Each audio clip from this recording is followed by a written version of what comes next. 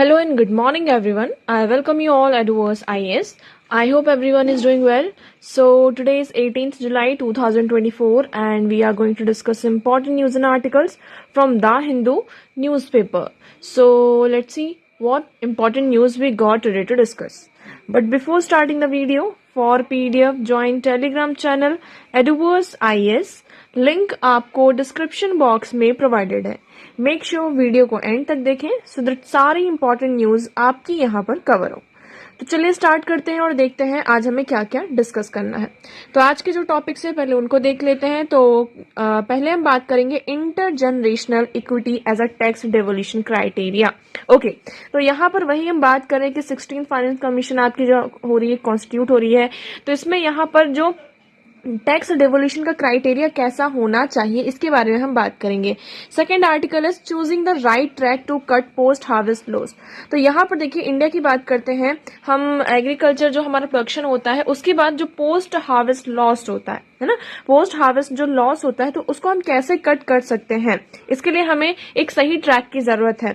Now next हमारा arrest and liberty. The fourth article है हमारा जिसमें हम बात करेंगे सब कास्ट रिजर्वेशन से क्या क्या यहाँ पे प्रॉब्लम्स है उसके बारे में देखेंगे. और फिर लास्ट में हमारा आर्टिकल है रिजर्वेशन ऑफ विमेन, है ना. तो विमेन का रिजर्वेशन जो है ये कैसे, इससे रिलेटेड जो हमारे कुछ इंपॉर्टेंट पॉइंट्स है इन्हें हम यहाँ पर देखेंगे. At the end Oman coast के बारे में यहाँ पर देखेंगे. तो चलिए देखिए फ्रंट पेज में एज सच कुछ भी आर्टिकल नहीं है. ये आर्टिकल हमने कल ही डिस्कस किया था जिसमें हमने बात किया कर्नाटका गवर्नमेंट क्या लेकर आना चाहती थी कि 50% क्या दिया जाएगा, रिजर्वेशन दिया जाएगा लोकल्स को यहाँ पर जॉब्स में, है ना. तो इसी के चलते यहाँ पे इंडस्ट्रीज ने क्या किया है, यहाँ पर इस बिल के तहत ये जो जॉब्स में रिजर्वेशन को प्रोवाइड करने की बात की तो इसमें यहाँ पर इंडस्ट्रीज ने इश्यूज उठाए हैं, इश्यूज रेज किए हैं.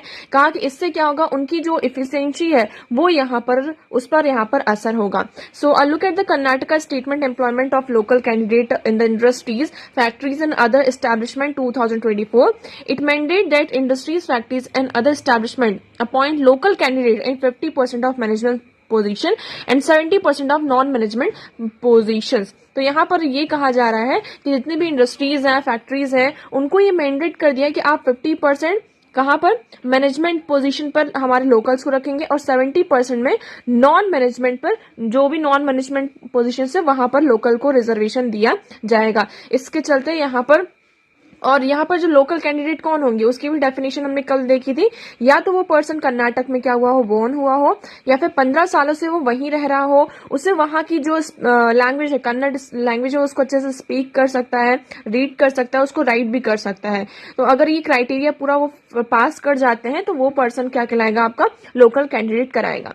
और अगर किसी पर्सन में स्किल्स नहीं है, फॉर एग्जाम्पल हमने यहाँ पर रिजर्वेशन की तो बात कर दी कि 50% लोकल्स को रिजर्वेशन प्रोवाइड किया जाएगा, तो क्या उनके पास इतनी स्किल्स हैं, तो इस पर भी यहाँ पर क्या हुआ है कि गवर्नमेंट ने ये कहा है कि इंडस्ट्रीज के साथ यहाँ पे 3 साल का एग्रीमेंट होगा और वो जो लोकल्स हैं उन्हें यहाँ पर स्किल प्रोवाइड करेंगे, स्किल से रिलेटेड यहाँ पर उनके लिए ट्रेनिंग प्रोग्राम्स दिए जाएंगे. तो इसी के चलते अब यहाँ पर देखिए जो इंडस्ट्रीज है उन्होंने इस पर ऑब्जेक्शन उठाया है. ओके, नाउ चलिए आगे बढ़ते हैं. आज का हमारा पहला आर्टिकल देखते हैं, inter generational equity as a tax devolution criterion.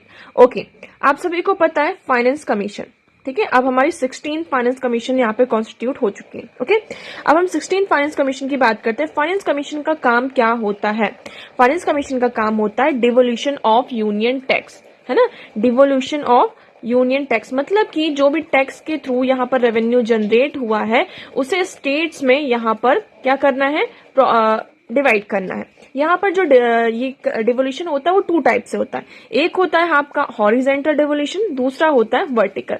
Vertical में क्या होता है, वर्टिकल में नॉर्मल सिंपल सी चीजें, यूनियन से पैसा कहाँ जा रहा है, आपका स्टेट के पास जा रहा है. जितने भी स्टेट्स हैं यूनियन से स्टेट में, तो ये आपका हुआ वर्टिकल डिवोल्यूशन.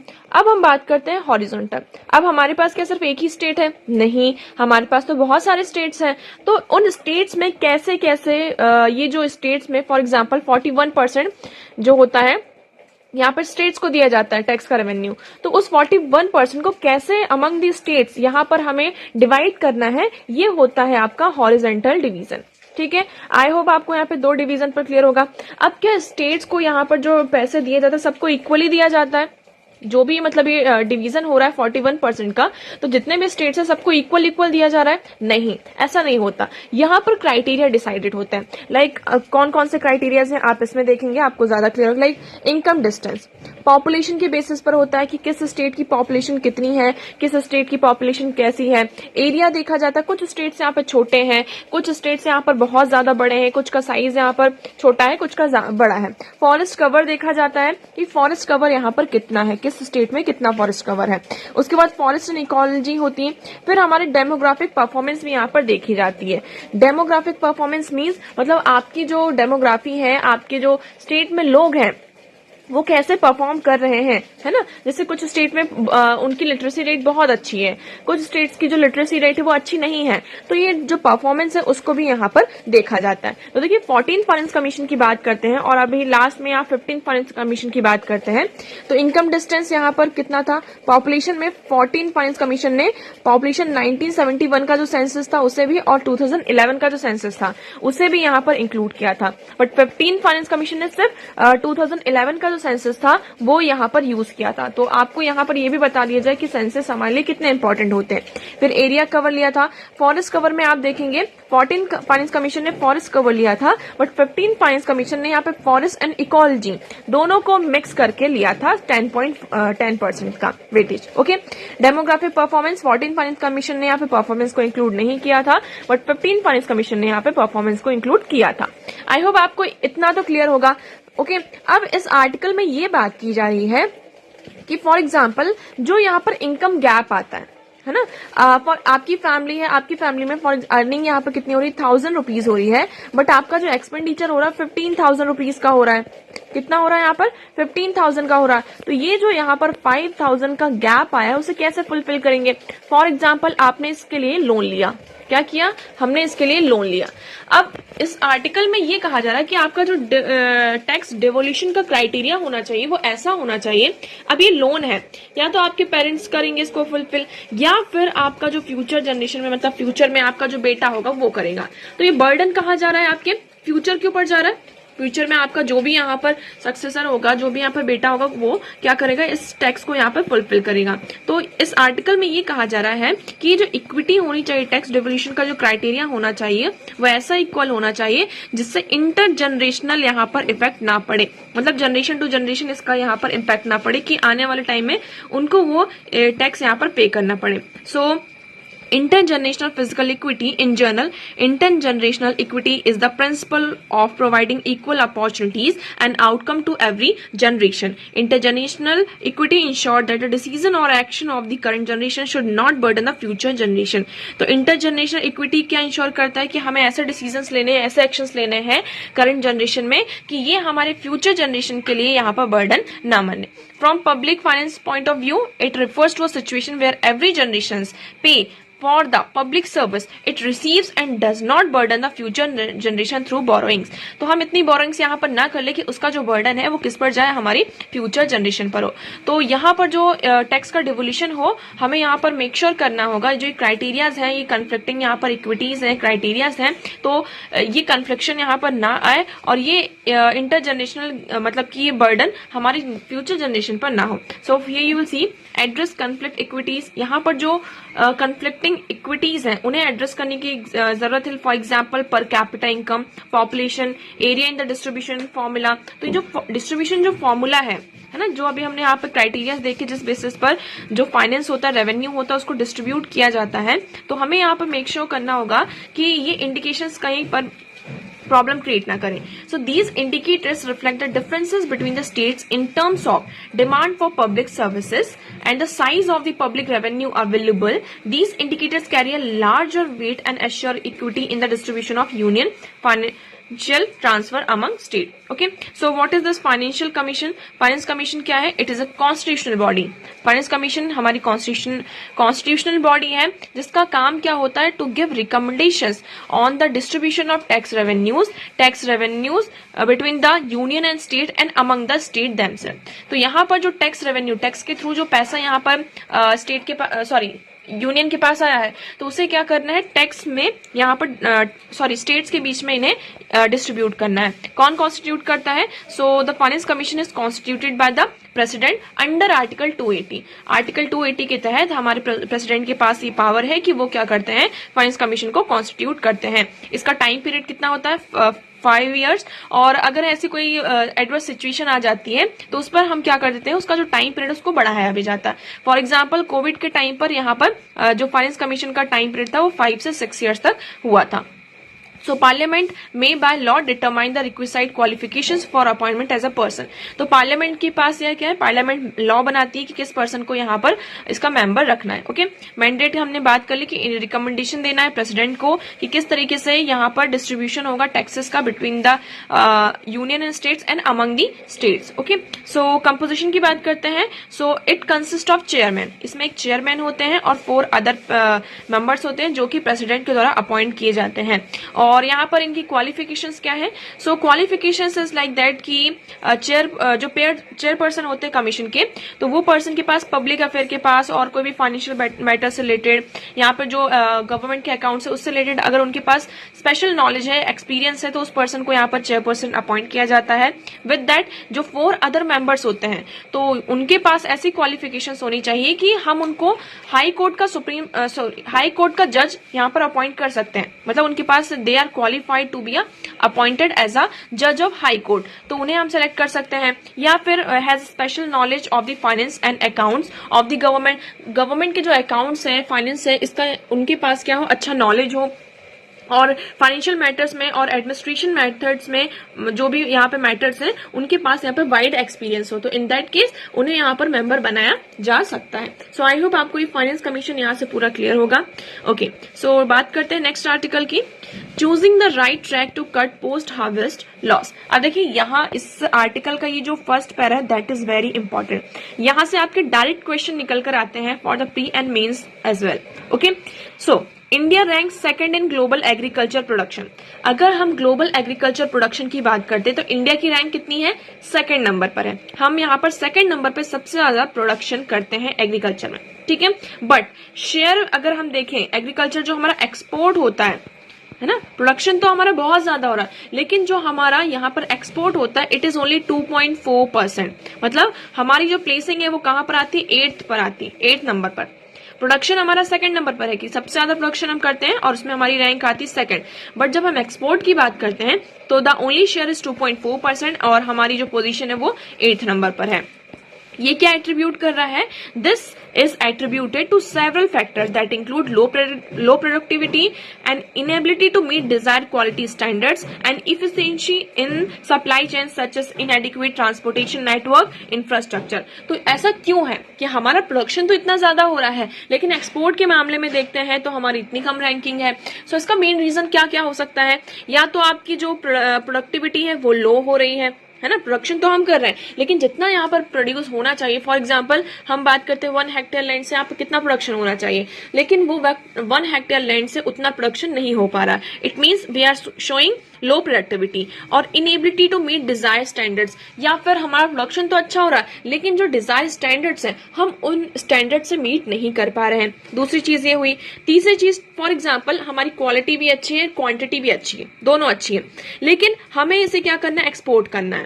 तो हमारा या तो इंफ्रास्ट्रक्चर अच्छा नहीं, अब फॉर एग्जांपल आप फ्रूट्स का प्रोडक्शन हमने बहुत अच्छा किया, अब ट्रांसपोर्टेशन ही अच्छा नहीं है, हमने उसको ट्रक में भर के भेजा जहां भी यहाँ पे एक्सपोर्ट करने के लिए, लेकिन रोड अच्छी नहीं है या कुछ भी यहाँ पे XYZ प्रॉब्लम्स है जिसकी वजह से जो फ्रूट्स होते हैं वो खराब हो गए, फ्रूट्स एंड वेजिटेबल्स की बात करें वो खराब हो गए।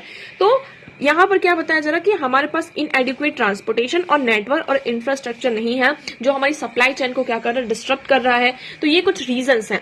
तो देखिए इसी 1 पैरा से अब आपको ये पूरा आर्टिकल यहाँ पे क्लियर हो गया होगा। अब इस आर्टिकल में ये कहा जा रहा है कि हमें क्या करना होगा, इंडिया को जो ये पोस्ट हार्वेस्ट लॉस है इस पर एक क्लोजर लुक डालना होगा। देखिए धीरे धीरे क्या हो रहा है, आपकी पॉपुलेशन इंक्रीज हो रही है, पॉपुलेशन इंक्रीज हो रही है, इंडिया की पॉपुलेशन इंक्रीज हो रही है, तो फूड की डिमांड जो है वो भी इंक्रीज होगी, है ना, खाने वाले लोग बढ़ रहे हैं तो इट इज वेरी ऑब्वियस कि यहाँ पर चीजों की डिमांड बढ़ेगी, और डिमांड बढ़ेगी तो मतलब हमें क्या करना होगा, हमारा प्रोडक्शन और इनहेंस करना होगा।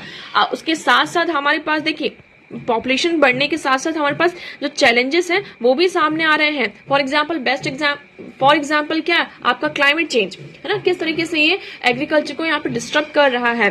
तो यहाँ पर हमें क्या करना होगा, न्यू टेक्नोलॉजीज और रिसर्च पर फोकस करना होगा, जिससे कि हम क्या कर सके, कुछ ऐसी वेराइटी के क्लाइमेट रेजिलेंट यहाँ पे सीड्स लेकर आ सके, सो दैट हम कम उसमें भी क्या कर सके, अच्छा प्रोडक्शन कर सके। आई होप आपको यहाँ पे क्लियर होगा। So here you will see the biggest loss from the perishable commodities which include life stock produce such as eggs, fish, meat, fruits, vegetables. During the export of perishable, approximately 90% of food is lost. तो यहाँ पे जो आपके perishable commodities होती हैं like vegetables, fruits, fish, meat, eggs, तो इनका 90% हमारा क्या होता है, ये लॉस में जाते हैं, है ना, जो ट्रेड पार्टनर्स होते हैं इंपोर्ट करने के साथ। क्यों? क्योंकि हमारे पास अब, इसीलिए आपने देखा होगा कि अब जो हमारी गवर्नमेंट है वो ज्यादा storage facilities, cold storage facilities पर ज्यादा फोकस कर रही है कि हमारा जब तक स्टोरेज सिस्टम अच्छा नहीं होगा तब तक हम यहाँ पर प्रोडक्शन अपना अच्छा नहीं कर पाएंगे।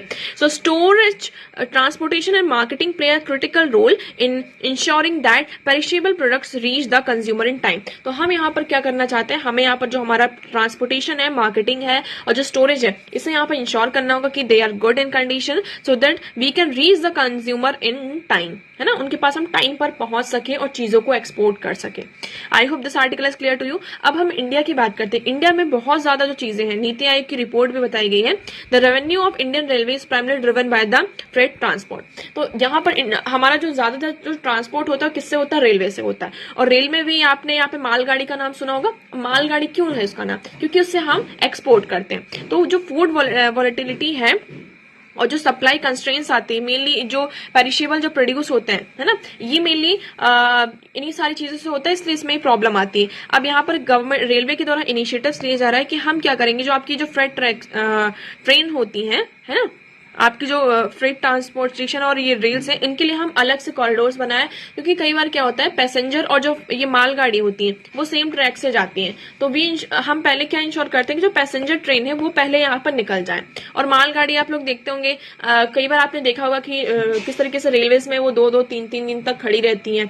तो इससे क्या होता है, डिले होता है, और डिले किसी को भी पसंद नहीं, किसी भी काम में चीजें में डिले है, और उसके साथ साथ क्या होता है, जो आपका आइटम है वो भी यहाँ पर खराब होता है। ओके, सो अभी इनिशिएटिव यहाँ पर लिया जा रहा है that the cattle railway that the railway introduced parcel special trains transport perishable and seeds between market and producers। तो इसमें ये कहा जा रहा था, अभी रेलवे ने इंट्रोड्यूस किया था क्या, स्पेशल ट्रेन, जिससे कि हम क्या कर सके, जो सीड्स हैं और पेरिशेबल जो आइटम्स हैं उनको मार्केट में प्रोड्यूसर तक टाइम तक पहुंचा सके।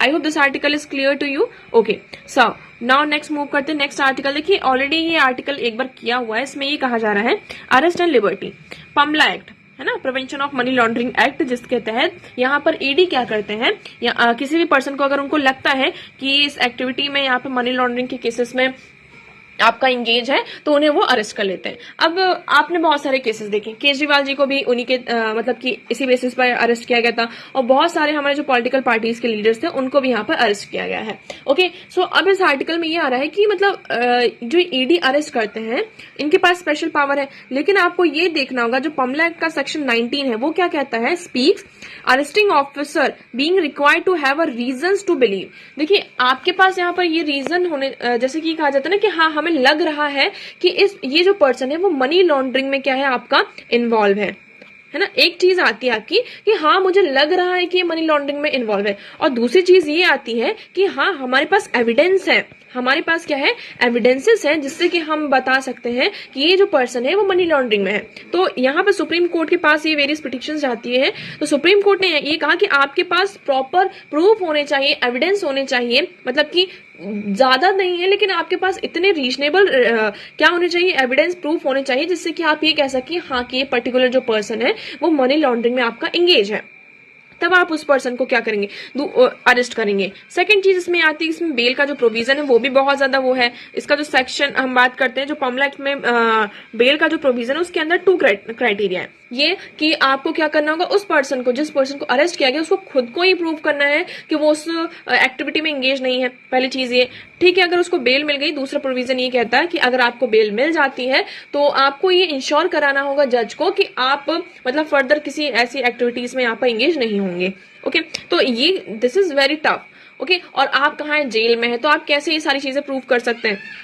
तो ये सारी चीजें इसमें आपको वैसे यही कहा जा रहा है कि अभी इस चीज को चैलेंज किया जा रहा है कि reasons order bench notice stay on the reason orders और to rare exception based on ground such as perversity by the lower court and not done as much of routine. तो यहाँ पर ये जो ईडी के द्वारा हर कभी किसी को अरेस्ट कर दिया जाता है तो इसमें एक रीजनेबल ग्राउंड होना चाहिए, तब आपको लग रहा है नहीं, यहाँ पर आपके पास कुछ प्रूफ होने चाहिए जिससे कि आप ये कह सकें कि हाँ वो पर्सन गिल्टी है। ओके, नाउ नेक्स्ट मूव करते हैं। So the next article here is on political representation of women. हम बात कर रहे हैं किसकी? विमेन के पॉलिटिकल रिजर्वेशन की। ओके, अब पहले आप ये डेटा देखिए कि किस कंट्री में यहाँ पर विमेन का रिप्रेजेंटेशन पार्लियामेंट में कैसा कैसा है। स्वीडन में इट इज 46%। कोई कोटा है पार्लियामेंट में? नो। साउथ अफ्रीका में 45%, नो कोटा। ऑस्ट्रेलिया में 38%, नो कोटा। फ्रांस में 38%, नो कोटा। जर्मनी में 35%, नो कोटा। यूके में 40%, नो कोटा। यूएस में आपका 29% है, नो कोटा। पाकिस्तान की बात करते हैं, पाकिस्तान और बांग्लादेश में यहाँ पर कोटा दिया गया। ठीक है, ओके, इतना आपको क्लियर हुआ। अभी यूके में इलेक्शन हुए हैं और उस इलेक्शन में ये कहा जा रहा है कि विमेन का जो रिप्रेजेंटेशन है 263 जो विमेन एमपीज हैं यहाँ पर इलेक्शन में इलेक्ट हुई हैं और टोटल जो रिप्रेजेंटेशन है विमेन का वो कितना है? 40% है। तो यहाँ पर वहीं से ये पूरा निकल कर आया। अब बात करते हैं इंडिया की। इंडिया में विमेन का रिप्रेजेंटेशन पार्लियामेंट में कितना है? कोटा देने के बाद भी अगर हम बात करें तो कितना है? आप लोग बताएं, कमेंट सेक्शन में कमेंट करके आप लोग बताएंगे कि कितना है यहाँ पर। ठीक है, अगर हम इंडिया की बात करते हैं, इंडिया में जब हमने यहाँ पर 1947 में जब हम इंडिपेंडेंस मिली थी और 1952 में हमारा पहला जनरल इलेक्शन होता है, तभी हमने क्या किया था? विमेन को यहाँ पर क्या किया था? एडल्ट फ्रेंचाइज के थ्रू वोटिंग का राइट दिया था कि सभी को। एडल्ट फ्रेंचाइज वाला हमने कॉन्सेप्ट रखा कि अगर आप 18 प्लस हैं, 18 ईयर्स के आप हो चुके हैं तो आपके पास ये राइट है वोट का। ठीक है, लेकिन हम अदर कंट्रीज की बात करते हैं, यूके की बात करिए, ठीक है, यूएस की बात करिए। यूके में यहाँ पर राइट टू वोट 1928 में विमेन को दिया गया है। यूएस की बात करते हैं, 1920 में उन्होंने अपने 9th अमेंडमेंट किया था कॉन्स्टिट्यूशन में और उसके बाद ये वोटिंग राइट दिया है। तो देखिए इन कंट्रीज को कब से यहाँ पर इंडिपेंडेंस मिली हुई है, उसके बाद उन्होंने कितनी लेट यहाँ पर विमेन को यहाँ पर वोटिंग का राइट दिया। बट इंडिया में हमें क्या देखने को मिलता है? इंडिया में हमने आफ्टर इंडिपेंडेंस तुरंत ही विमेन को यहाँ पर वोटिंग का राइट दिया। क्यों दिया? देखिए, इसका एक रीजन ये भी है, आप ऐसा भी कह सकते हैं विमेन की जो कंडीशन थी आप सभी को पता इतनी अच्छी नहीं थी, है ना, और अभी भी इतनी ऐसा कुछ यहाँ पर खास नहीं है रिप्रेजेंटेशन, चाहे आप पार्लियामेंट में देखें या फिर आप सुप्रीम कोर्ट में देखें। पॉलिटिकल स्फेयर की हम बात कर रहे हैं, यहाँ पर सुप्रीम कोर्ट में भी कितना रिप्रेजेंटेशन है जजेस के उसमें, और जितने भी आपके हाई कोर्ट है, सुप्रीम कोर्ट है, लोअर कोर्ट्स हैं, वहां वुमेन का रिप्रेजेंटेशन देखिए, पार्लियामेंट में रिप्रेजेंटेशन देखिए तो बहुत ही ज्यादा लो है। ठीक है, तो देखिए अगर हम वोटिंग राइट नहीं देते तो इससे क्या होता कि आप उनको वोटिंग वो मानते ही नहीं, है ना, मतलब कि एक तरीके से हम विमेन के पास क्यों जाते हैं कि अरे हम उनकी चीजों को, उनकी जो प्रॉब्लम्स होती है उसको क्यों रिजॉल्व करने की कोशिश करते हैं, क्यों सॉल्व करने की कोशिश करते हैं, क्योंकि हमें पता है कि बहुत बड़ा वोट बैंक है ना, तो उनकी जो प्रॉब्लम्स हैं, उनकी जो चीजें हैं वो सामने स्फेयर में आते हैं। तो जो ये पॉलिटिशियंस होते हैं दे इंश्योर कि उनकी जो प्रॉब्लम्स है उसको हम रिजॉल्व करने की कोशिश करें, क्यों? क्योंकि हमें उनसे वोट मिल रहा है। तो इस तरीके से उनकी जो प्रॉब्लम्स है वो यहाँ पर हमारे सामने आती है, उसको हम रिजॉल्व करते हैं। ठीक है, अब इंडिया की बात करते हैं। इंडिया में जो रिप्रेजेंटेशन है, इंडिपेंडेंस के बाद ही हमने फर्स्ट जनरल इलेक्शन में ही वुमेन को राइट दिया था, राइट टू वोट। स्टिल हम यहाँ पर देखते हैं कि 2004 में वुमेन का जो रिप्रेजेंटेशन था it was only 5 to 10%। Okay, फिर हमारा 73rd and 74th constitution amendment act होता है जिसके तहत हम जो रिजर्वेशन होता है पंचायत में और म्युनिसिपैलिटीज में वुमेन को रिप्रेजेंटेशन देते हैं, है ना, कि यहाँ पर जैसे कि विमेन को क्या होगा, एक बार मतलब अल्टरनेटिव वेज में यहाँ पर विमेन को क्या करना होगा, इलेक्शन लड़ना होगा। अब देखिए एक बार यहाँ पर फॉर एग्जांपल इलेक्शन लड़ा, जस्ट एन एग्जांपल, एक बार यहाँ पर विमेन यहाँ पर कैंडिडेट आपकी खड़ी हुई, पंचायत की बात कर रहे हैं, ठीक है, उनको कुछ नहीं पता, वो इलिटरेट है, सारी चीजें हैं, वो उनका जो हस्बैंड होंगे, आपने पंचायत तो यहाँ पर सीरीज देखी होगी, सभी ने देखी होगी, है ना, उसमें क्या होता है, उनकी जो वाइफ होती है प्रधान जी की, वो यहाँ पर मेन मुखिया वही होती है, प्रधान होती है, लेकिन काम कौन करता है, उनके हस्बैंड करते हैं। फिर हमने सीजन 2 देखा, सीजन 2 में थोड़ा थोड़ा हमें क्या समझ में आया कि उनकी जो वाइफ है ना, जो मेन यहाँ पर वो है सरपंच है, तो वो धीरे धीरे फिर चीजों में इंटरेस्ट लेने लगी। एक बार हुआ, दो बार, और सीजन 3 में हमने क्या देखा, सीजन 3 में हमने देखा कि अब वो डिसीजन मेकिंग में भी पार्टिसिपेट करने लगी, वो पंचायत ऑफिस जाने लगी, है ना। तो देखिए एक दो बार तो थोड़ी सी यहाँ पर हिचकिचाहट होगी, लेकिन जब हम आपको दे ही देंगे कि नहीं ये तो आपका ही काम है, तो एनी हाउ वो वुमेन भी उसमें क्या करेंगे, इंटरेस्ट लेने लगेंगी। तो इस तरीके से यहाँ पर क्या होता है, चीजों का प्रमोशन होता है, क्योंकि वी ऑल नो दैट कि वुमेन कितनी ज्यादा यहाँ पर डिप्राइव थी, सारी चीजें इसकी वजह से यहाँ पर आती है। तो आई होप आपको ये आर्टिकल यहाँ पर क्लियर होगा। अब देखिए इंडिया में क्या हुआ है, पार्लियामेंट की बात करते हैं। इसमें दो चीजें, दो कॉन्सेप्ट की बात की गई है। या तो आप क्या करिए, पार्लियामेंट में वुमेन को कोटा प्रोवाइड करिए कि पार्लियामेंट में हमने इतनी जो सीट्स हैं उसको 33% जो सीट्स है उसको रिजर्व करके रख दिया, ठीक है। या तो आप पॉलिटिकल पार्टी में यहाँ पर क्या करिए, कोटा दीजिए। पॉलिटिकल पार्टी में देंगे तो मतलब कि फॉर एग्जांपल ये कोई XYZ पॉलिटिकल पार्टी है, इसमें 100 कैंडिडेट्स हैं, तो इस 100 कैंडिडेट्स में से 33 जो होंगे आपकी वुमेन होंगी। कितने हमने कर दिए, इस 100 में से हमने क्या किया कि 33 तो वुमेन होनी ही चाहिए।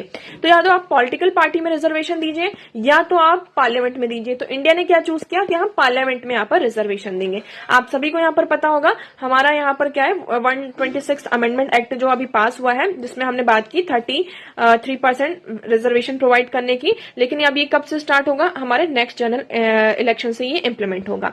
सो रिजर्वेशन की बात कर लेते हैं। अब देखिए पॉलिटिकल एम्पावरमेंट की बात करें तो जो हमारा आर्टिकल 15 सब क्लॉज 3 है वो क्या इंपावर करता है, special provision legislative and otherwise to secure women socio political advancement, ठीक है। सेकंड क्या है, article 325 guarantees equal right for both sexes in title women to enjoy economic, social, cultural and political rights on an equal footing with men। इसलिए हम यहाँ पर reservation की बात करते हैं, ठीक है। कॉन्स्टिट्यूशन में क्या होता है, हमारा 126 अमेंडमेंट एक्ट 2023 ये पास हो चुका है। 128 ये क्या था, बिल था और पास हो गया है ये अभी, तो ये बन चुका है हमारा 106 अमेंडमेंट एक्ट, ठीक है। इसमें ये सभी जगह लागू होगा। ये 15 साल के लिए है अभी कि the reservation will be effective after the publication of the census conducted following the acts commencement and India for 15 years with political extension determined by parliament action. तो यहाँ पर उसके बाद फिर जो पॉलिटिकल एक्सटेंशन होगा, सारी चीजें होंगी, तो उस बेसिस पर डिटरमाइन करके फिर इसको बढ़ाया और घटाया जाएगा। ओके, यहाँ पे हिस्ट्री देख लेते हैं। तो देखिए अगर आप हिस्ट्री देखेंगे तो क्या ये 2023 में ही बिल आया, उससे पहले कभी इस पर बातचीत नहीं हुई, ऐसा नहीं है, पहले भी बिल आए 1996 में, 1998 एंड 1999 में भी बिल आए, लेकिन यहाँ पर सहमति नहीं बन पाई, लोकसभा डिसॉल्व हो गया, जिसके कारण ये जो बिल है वो पूरे लैप्स होते गए। ओके, और फाइनली आपका यहाँ पर 2023 में बिल आता है और वो पास होता है। कौन कौन से आर्टिकल्स यहाँ पर इंसर्ट हुए हैं, so article 330A and 332A newly proposed articles want to establish women's reservation in Lok Sabha and State Legislative Assembly, ठीक है। Article 334A include sunset provision, ये क्या आपका सनसेट प्रोविजन है, जो कि क्या फॉर्म करता है कि ये जो प्रोविजन है एंड हो जाएगा 15 सालों के बाद। ओके, उसके बाद फर्दर क्या होगा देखा जाएगा आपका। तो आई होप अब आपको ये पूरा आर्टिकल यहाँ पर क्लियर होगा।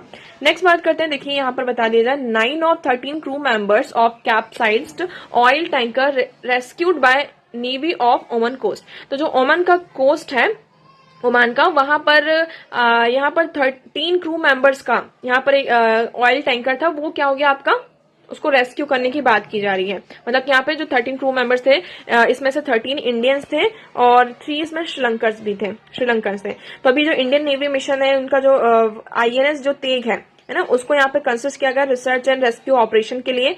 तो अब देखिए यहाँ पर ये न्यूज हो गई। ओके, अब हमारे लिए क्या निकल कर आ जाता है, यहाँ से यहीं से ये प्लेस ऑफ न्यूज निकल कर आता है, जो प्लेसेस ऑफ न्यूज होते हैं। तो ओमान कोस्ट की बात करते हैं। ओमान कहाँ है, पहले आप ये देखिए, ये है हमारा प्यारा भारत। आप इस तरफ जाएंगे यहाँ पर वेस्ट की तरफ, तो ये आपको ओमान दिखेगा, ये रेड वाला जो आपको पार्टी दिख रहा है, दिस इज ओमान। ओके, सो ये है हमारा Oman. Okay, gulf of Oman यहाँ से आता है, स्ट्रेट ऑफ हॉर्मुज ये है, उसके बाद पर्शियन गल्फ, और ओमान की जो बॉर्डर है वो किसके साथ यहाँ पर लग रही है, UAE के साथ लग रही है, देखेंगे आप यहाँ पे सऊदी अरेबिया के साथ है, और यहाँ पर येमेन के साथ भी इसकी बॉर्डर लगती है। ये आपका अरेबियन सी है। यहाँ पर आपका क्या है, गल्फ ऑफ मसीरा है। यहाँ पर बात करते हैं गल्फ ऑफ ओमान है, यहाँ से ईरान है, और ये स्ट्रेट ऑफ हॉर्मुज से होते हैं यहाँ जाते Qatar. Okay, so I hope आपको अभी यहाँ पे लोकेशन क्लियर है. सो आज के न्यूज़पेपर में इतने ही इंपॉर्टेंट आर्टिकल्स थे. आई होप आपको सारी चीजें क्लियर होंगी, बट स्टिल आपको कोई भी डाउट लगता है so you can ask in comment section. Video कैसा लगा एक बार कमेंट सेक्शन में जरूर बताइएगा. अगर वीडियो पसंद आया हो तो उसे लाइक करना, चैनल को सब्सक्राइब एंड शेयर करना ना भूलें. So that's for all today. Thank you so much for discussion.